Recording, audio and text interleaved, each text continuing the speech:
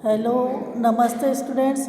आज हम अधिगम के उपागम अप्रोचेस ऑफ लर्निंग का अध्ययन करते हैं। अधिगम का अर्थ होता है सीखना। बालक या व्यक्ति जीवन में कई कार्य करता है, वह अपना शिक्षण कार्य करते हैं, तो उन्हें कार्य करते समय बहुत सारी समस्याएं आती है, तो वह इन समस्याओं को अंत करने के लिए या उन्हें समाप्त करने के लिए नए नए तरीक़ों की खोज करता है, उन्हें सुलझाने का प्रयास करता है। इसके लिए वो नए नए टेक्निक अपनाता है, जैसे वो चिंतन करता है, मनन करता है, या कोई भी कल्पना शक्ति से वो उसे सुलझाता है, या सूझ द्वारा उसे सुलझाता है, या बार बार प्रयत्न करके उसे सुधारने का प्रयास करता है। तो जो उसे अधिगम में समस्याएं आ रही है, उसको सुलझाने के लिए जिन तकनीकों का या जिन उपागम का अध्ययन करता है, उसके बारे में आज हम अध्ययन करेंगे। तो अधिगम के निम्नलिखित उपागम है। 4 प्रमुख उपागम है। संज्ञानात्मक उपागम, गेस्टोल्टवाद उपागम, व्यवहारवाद उपागम और मनोविश्लेषणात्मक उपागम। सबसे पहले हम पढ़ेंगे संज्ञानात्मक उपागम। संज्ञानात्मक उपागम मुख्य रूप से मानव व्यवहार के मनोवैज्ञानिक पक्ष से संबंधित होता है। इसका संबंध व्यक्ति की मानसिक क्रियाओं से होता है। इसमें बालक या व्यक्ति के सामने जब भी समस्याएं आती है, तो वो उसको चिंतन करता है, उसको मनन करता है, उस पर मूर्त चिंतन करता है, अमूर्त चिंतन करता है। तो वो विभिन्न प्रकार से चिंतन करके विभिन्न प्रकार की मानसिक क्रियाओं को अपनाकर अपनी समस्याओं को दूर करता है। तो यही संज्ञानात्मक उपागम है। और संज्ञानात्मक उपागम के प्रमुख जीन पियाजे और ब्रूनर है। सबसे पहले हम संज्ञानात्मक उपागम में ले रहे हैं जीन पियाजे। जीन पियाजे के अनुसार संज्ञानात्मक विकास से तात्पर्य बालकों में संवेदी सूचनाओं को ग्रहण करने से होता है। बालक के सामने कई समस्याएं आती है, तो वह उसे अपने चिंतन मनन के द्वारा उसे समाप्त करने की कोशिश करता है। और इनके अनुसार बालक सबसे पहले वातावरण के साथ सामंजस्य करके सीखता है। इनके अनुसार बालक में जो भी मानसिक क्रिया है, उनका महत्वपूर्ण स्थान होता है। और उन्होंने जीन पियाजे ने जो विकास की 4 अवस्थाएं बताई है, उसमें बालक के अलग अलग अपनी संवेदी सूचनाओं से ग्रहण करके बालक सीखता है, जिसके बारे में उन्होंने बताया है। बालक की संज्ञानात्मक प्रक्रियाओं का विकास से उसकी ज्ञान प्राप्ति करने की प्रक्रिया से होता है। बालक जब इस दुनिया में आता है, तो वह संज्ञानात्मक विकास की प्रक्रिया को अपनाता है। वो पहले अपने अंगों एवं ज्ञानेंद्रियों से ही वह सीखता है। अंगों ज्ञानेंद्रिय होती है, अपने सेंस 5 होते हैं, आँख, नाक, कान, जीभ और त्वचा। तो उन्होंने विकास की अलग अलग 4 अवस्थाएं बताई है, जिनका हम डिटेल से आगे अध्ययन करेंगे।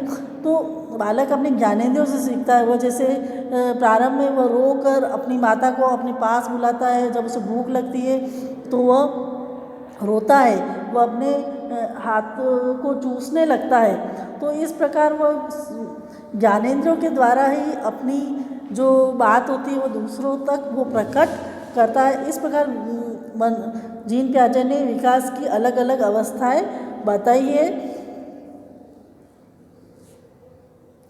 बालक जन्म से लेकर बाल्यावस्था तक अनेक संवेदनाओं को ग्रहण करते हुए सीखता है। जीन पियाजे के अनुसार बालक अपनी सूचना संगठन या सूचना संसाधन पर संज्ञानवाद को प्रमुख मानते हैं। फिर ब्रूनर संज्ञानात्मक विकास के जो दूसरे जो मनोवैज्ञानिक आते हैं, उसमें ब्रूनर का नाम प्रमुख है।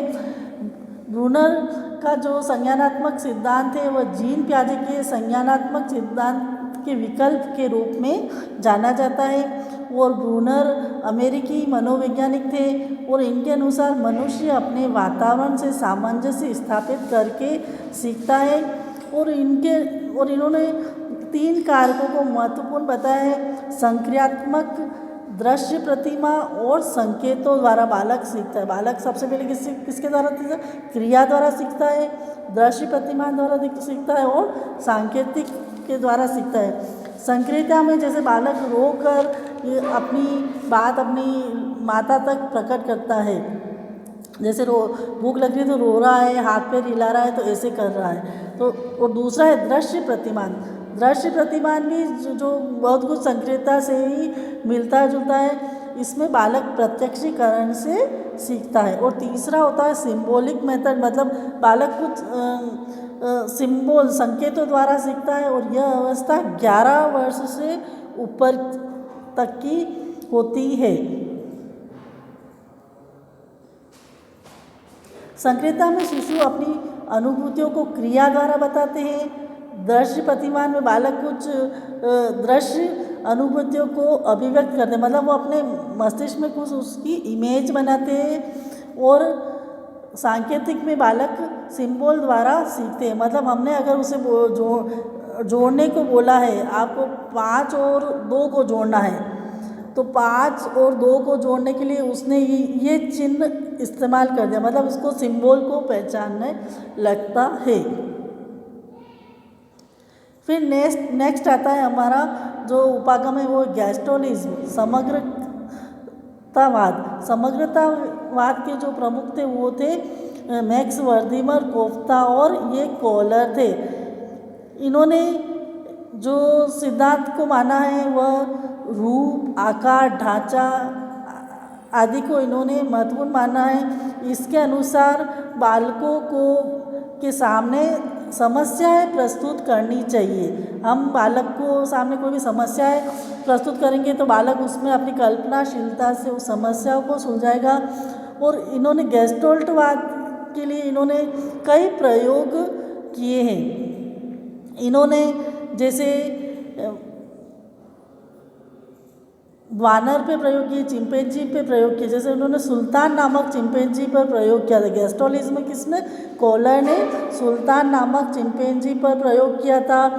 और उस प्रयोग को सामने यही प्रयोग के द्वारा यही बताया है कि हमें बालक के सामने समस्याएं रखनी चाहिए और उन समस्या को दूर करने पर बालक सोचेगा, अपनी सूझ द्वारा उसे सुलझाने का प्रयास करेगा। फिर नेक्स्ट आता है हमारा व्यवहारवाद। व्यवहारवाद के जो प्रमुख थे वो थे वॉटसन, और व्यवहारवाद की स्थापना 1913 में की गई थी।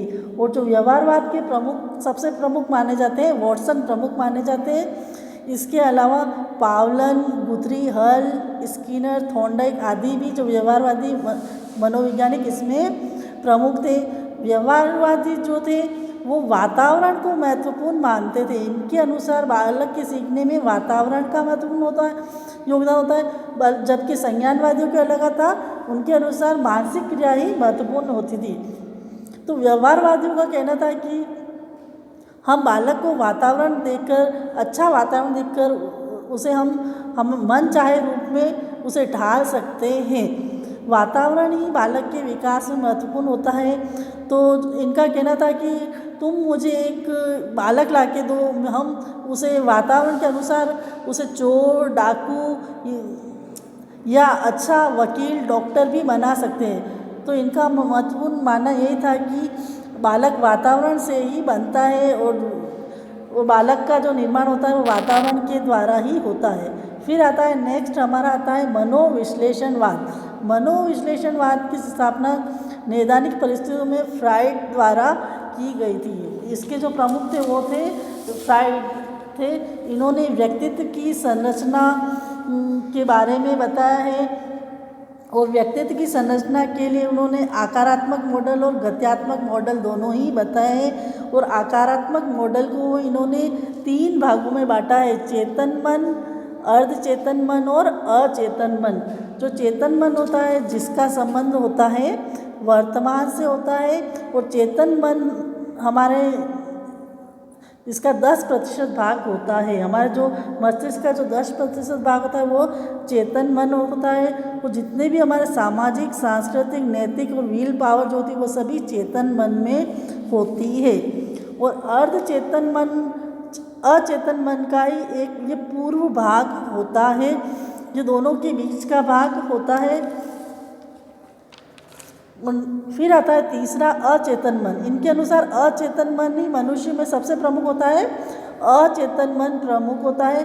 अचेतन मन हमारे मस्तिष्क का 90% भाग होता है और ये सबसे प्रमुख भाग होता है। जो भी इच्छाएं, जो व्यक्ति की दबी हुई इच्छाएं होती है वह सभी अचेतन मन में होती, चाहे वो कोई सी भी इच्छा हो, अनैतिक हो, कामुकता वाली इच्छा हो, यौन संबंधी इच्छा हो या कोई भी सामाजिक इच्छा हो, वो सभी हम व्यक्ति की अचेतन मन में ही होती है।